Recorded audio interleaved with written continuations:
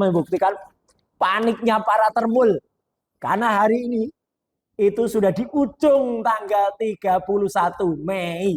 Ya, mana katanya akhir Mei? Dulu bahkan itu bilangnya masih pada April. Bahkan si Aswan itu ya, itu bahkan bilangnya mulai tahun lalu itu. Assalamualaikum warahmatullahi wabarakatuh. Ya, di malam hari ini pertama-tama saya ingin mengaturkan turut berduka cita sedalam-dalamnya atas wafatnya Bapak mantan Menteri Pertahanan, Bapak Jenderal Ria Misat Triakudu.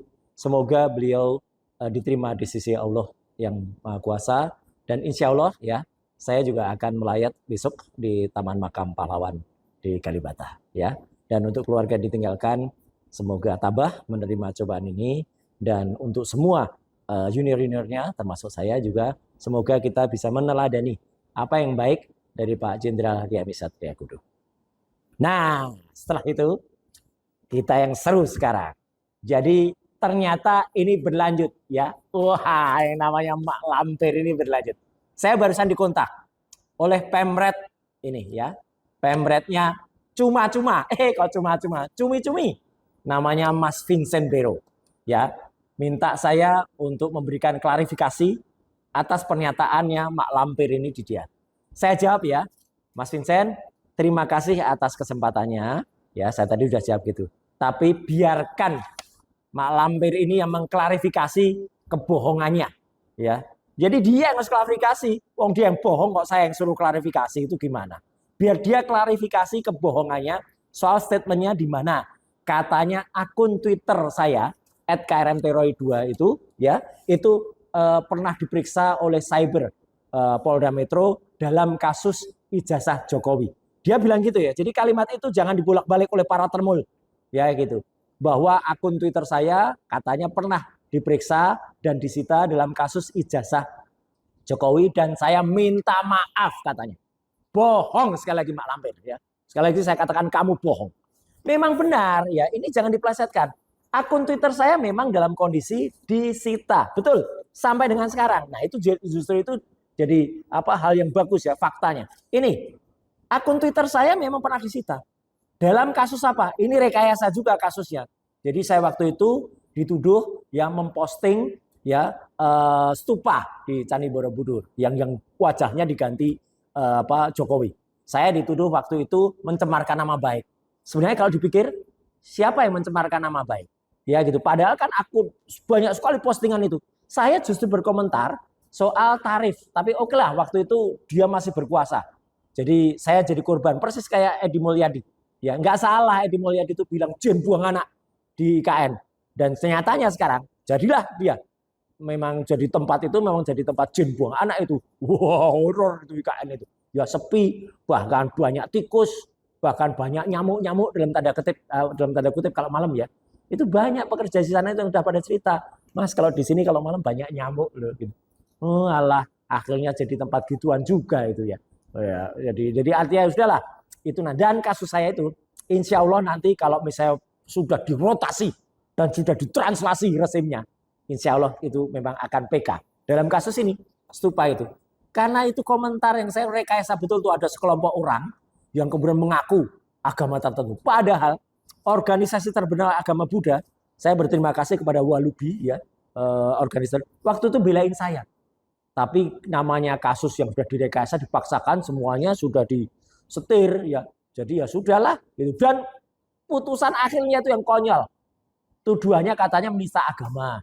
Tuduhannya katanya mencemarkan nama baik. Tapi akhirnya apa?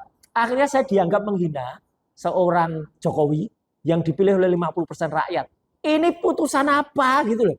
Konyol banget itu waktu itu. Tapi nggak apa-apa ya. Tunggu aja nanti ketika. Dan ini memang benar. Jadi kalau ada orang yang bilang itu akunnya Roy Suryo tuh nggak disita karena dia bisa melakukan rekayasa. Nih loh, sudah disita. Jadi kalau akun sudah disita, siapa yang bisa melakukan rekayasa terhadap akun itu? Iya, yang kelompok-kelompok yang bisa punya akses terhadap akun itu. Saya sudah nggak ada lain lagi. Jadi artinya memang benar akun saya disita, tapi tidak benar sekali lagi. Kalau akun @krmtroy2 itu kemudian memposting ijazah Jokowi dan kemudian ijazah Jokowinya yang kemudian diperiksa cyber seperti kata Mak Lampir ini, kemudian saya minta maaf. Nih, Gimana orang kan bilang, Mas gak bisa direkayasa, ada yang kata nyimpen linknya. Saya tunjukkan teman-teman. Lihat dua postingan ini. Yang satu sudah saya kasih tanda, asli. Yang satu hoax. Ya. Dua-duanya mirip. Serupa tapi tak sama. Coba Anda perhatikan ini di bawah ini. Yang asli itu tertanggal ya 13 Juli tahun 2022. Tapi coba lihat tanggal di sini. Gampang kalau membuat tanggal menjadi 21 Februari tahun 2020. Dan waktu itu namanya Twitter, belum X. Jadi kalau namanya X itu salah ketik lagi. Coba Anda perhatikan dua ini. Gampang banget kan kalau mau bikin rekayasa. Bahkan rekayasa juga bisa di sini nih, 21 Februari. Sama, padahal aslinya di sini adalah tanggalnya 11 Juli 2020. Jadi semudah itu, semudah membalik tangan untuk bikin Twitter palsu kayak gini nih. Ini makanya itu hoax yang kemudian dikatakan sudah ada. Dan makanya kenapa 2020? Konyol banget. Karena seperti ini beritanya saja baru tahun 2022. Dibikin tahun 2020. Sama seperti kasus ijazah palsunya Jokowi itu. Ya, itu juga orang baru memperlihatkan, ya Sigit Sunarta itu baru memperlihatkan itu 24 Oktober 2022. Kok tiba-tiba ada tuduhan. Jadi kalau orang bilang, gak mungkin bisa direkayasa. Masa ngerekayasa tanggalnya mundur? Inilah buktinya. Gampang banget merekayasa dan ini serupa tapi tak sama. Ini yang asli 2022. Kalau direkayasa gampang jadi 2020. Dah. Dan perekayasa kami itu, kalau orang kemarin menanyakan, itu mirip-mirip kasusnya HRS ya? Iya, nih loh. Kasus HRS dengan Eva waktu itu. Jadi waktu itu ada chat wig. Gitu ya. Nih lihat. Jadi waktu itu ada chat yang kemudian sudah diedarkan. Seolah-olah chat. Dan pakar waktu itu mengatakan bahwa kasus ini sebenarnya adalah rekayasa yang terjadi. Tapi teman-teman juga lihat ya. Kasus rekayasa chatting ini antara HRS dengan Eva ini akhirnya orang yang membongkar, nah ini ya, ini yang dulu pernah terjadi terhadap Mas Hermansyah. Jadi Mas Hermansyah, ahli IT dari TB, itu pernah membuat kesaksian di ILC, Indonesia Lower Club waktu itu. Ya. Tapi apa yang terjadi? Dia dihajar. Mobilnya dipepet di tengah jalan, kemudian dia dihajar sampai dia bukannya diintimidasi, tapi dia dikriminalisasi. Jadi saya juga berkata untuk teman-teman masyarakat juga hati-hati memang. Jadi ada kasus kayak gini, orang yang merekayasa, kemudian dibongkar rekayasanya, dan kemudian yang membongkar dikriminalisasi. Ini dia membongkar, ya. Jadi sudah jelas ini chatnya itu adalah rekayasa, persis seperti ini. Jadi makanya kalau ada orang-orang yang sekarang sok punya, kami punya bukti linknya. Yang penting itu bukti di ITE sesuai dengan Undang-Undang ITE, baik nomor 11 tahun 2008, nomor 19 tahun 2016, atau bahkan setelah direvisi nomor 1 tahun 2024, baca pasal 5 ayat 1. Ya. Bukti elektronik itu bukti yang harus bisa diakses secara. Jadi kalau ada linknya, orang bilang ada linknya, ada longnya, ada lungnya, mau ada apa-apanya, ada screenshotnya, screenshot aja palsu kayak gini nih. Ketika nggak bisa diakses lagi, itu bukan bukti. Namanya cuman fotokopi. Fotokopi bukan bukti. Ini pun bukan fotokopi, ini print berwarna. Maka print berwarna itu yang penting. Makanya printnya yang dilakukan oleh Dian Sandi itu yang penting. Kalau cuma fotokopi nggak bisa jadi bukti. Tapi kalau itu berwarna seperti yang diposting Dian Sandi pada tanggal 1 April 2025, itu yang jadi bukti. Jadi kalau ada orang cerewet bilang, oh itu bisa ada linknya, tapi nggak bisa diakses. Lah kalau nggak bisa diakses lagi berarti orang yang punya hak, orang yang punya kuasa atas akun ini, itu yang harus ditanya atau pihak itu. Saya sudah nggak punya kuasa lagi terhadap akun saya karena udah disita. Jadi clear ya, nggak usah terlalu panjang, saya juga nggak usah melayani foto udah nantang-nantang. Kalau menantang-nantang teriak-teriak aja di lapangan sana, ya gitu. Nggak usah, udah penjelasan gini aja jelas itu membuktikan paniknya para termul. Karena hari ini itu sudah di ujung tanggal 31 Mei.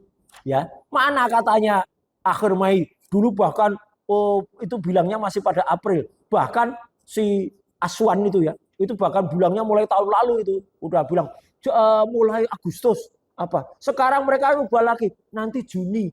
Alah, mundur terus ya. Bahkan ini Mak Lampir ini sekali lagi dia bilang, yakin Roy Suryo ditahan, siap 10 juta. Ayo mana 10 jutanya? Biar teman-teman wartawan agih dia. Ya, dan karena dia kan semakin konyol yang didampingi si Aswan lagi. Kemudian nganter orang melaporkan Michael Sinaga lagi. Elah, Dewan Pers itu ya sesuai dengan Undang-Undang Pokok Pers nomor 40 tahun 99. Fungsinya adalah kalau ada dispute pemberitaan, ada dua pihak mengadu ke Dewan Pers, dia lakukan mediasi, kemudian dilakukan hak jawab, kemudian ini cocok apa enggak, kalau belum, lah baru itu kemudian Dewan Pers melanjutkan kalau masih ada tuntutan. Bukan tiba-tiba Dewan Pers mengadili soal wartawan. Memang orang ini nggak pernah baca ya, sudah nggak pernah baca, ya picik lagi, ya gitu. Dungu kalau kata Rocky Gerung. Dan dia malah yang didukung ya orang-orang kayak gini nih, ya, yang malah menunjukkan kartu apokat. Apokat apa? Apokat palsu. Ya, ini bisa kena undang-undang apokat. Ya, dan dia nulis ini apokat itu di statusnya. Sekarang statusnya udah dihapus, malu dia ngaku-ngaku sebagai apokat. Ya, sekarang statusnya tuh kayak tulisan anak SD yang nggak sekolahan. Ya mulutmu adalah apamu? Ya apa kayak gini. Dan memang kalau sekolam itu ya udah sekolam. Lihat nih Mak Lampir yang dibela siapa? Ya kolam yang sama yang dibela. Ya inilah orang-orang ini jelas ya. Udah nggak bisa ngomong lagi juga kamu. Ya saya udah bilang masih ngomong lagi. Ya udahlah nggak usah. Udah narapidana udah kena P48 harusnya masuk. Dengar tuh kata Pak Hotman Paris. Atau bahkan Farhad. Farhad aja udah bilang udah nih nggak usah ngomong, memalukan. Ya memang memalukan. Maka makin hancur yang dibela. Jokowi itu yang nggak usah di downgrade, memang dia udah down, tambah omongan dia lagi makin ke downgrade. Terus juga ada nih orang-orang, saya sekali lagi bilang, cere-cere ini, ya, cere ini, ya, cere itu anak coro, ya, ngomong aja, malah bahas-bahas dukung-dukung Mak Lampir. Walah, udah jelas nih, hei Danang, kamu tuh apa? Kamu datang loh ya, itu udah ada panggilan dari Polda Metro Jaya. Jangan ngeles saja. Ya, sok pejuang. Ini juga ada. Ini lucu lagi nih, orang baru lagi nih. Sebenarnya bukan baru. Sok ngaku-ngaku filsafat. Ya, Simon K atau apa tuh namanya? Saya nggak mau nyebut namanya deh. Saya sebut aja Simon K. Ya gitu. Ya ini katanya Aliano pakainya topi malah kayak gini nih. Ya, ini persis kayak yang pernah disindir oleh Pak Dr. Taufik ya. Kayak orang di terminal itu. Gitu, terminal balik gitu. Ya ini, dan ulasannya konyol banget. Ya, coba teman-teman lihat ya. Tapi nggak perlu subscribe ke dia lah.